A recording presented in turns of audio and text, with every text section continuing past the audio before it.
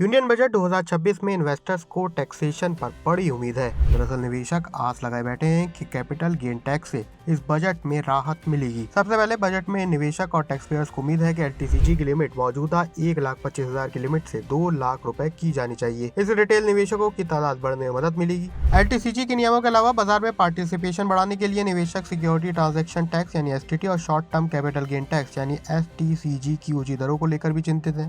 बाजार का मानना है कि ट्रांजैक्शन पर लगने वाले टैक्स को कम करने से बाजार में लिक्विडिटी बढ़ेगी और ज्यादा से ज्यादा लोग शेयर बाजार से जुड़ सकेंगे। हालांकि इससे पहले भी फ्यूचर्स ऑप्शन पर टैक्स बढ़ाया गया था, क्योंकि सेबी का मानना है कि एफएनओ में 90% ज्यादा इन्वेस्टर्स को नुकसान होता है। इसके अलावा ड्यूरेशन पीरियड के नियमों में भी कुछ बदलाव की उम्मीद जताई जा रही है। फिलहाल के नियमों के मुताबिक सेबी के जो नियम है उसके मुताबिक इक्विटी, डेट और गोल्ड के लिए अलग अलग परिभाषा है। ये परिभाषा शॉर्ट टर्म और लॉन्ग टर्म के हिसाब से अलग अलग है, लेकिन इन्वेस्टर को एक ही समान बनाना चाहते हैं। मतलब गोल्ड में एलटीसीजी की लिमिट 2 साल है, जबकि इक्विटी में एलटीसीजी की लिमिट 1 साल है। इसके अलावा रियल एस्टेट एसेट्स में भी इंडेक्सेशन बेनिफिट की अगर वापसी होती है तो रियल एस्टेट में महंगाई के प्रोपोर्शन से कमाई बढ़ेगी, यानी कि ओवरऑल रिटर्न बेहतर हो सकता है। साथ ही आपका टैक्स रेट भी बच जाएगा, वो भी ऐसे समय में जब रियल एस्टेट में प्राइसेस बेहद तेजी से बढ़ रहे हैं। आम बजट 2026 में आप सरकार से कौन सी बड़े टैक्स रिफॉर्म की उम्मीद कर रहे हैं, हमें कमेंट सेक्शन में जरूर लिखें।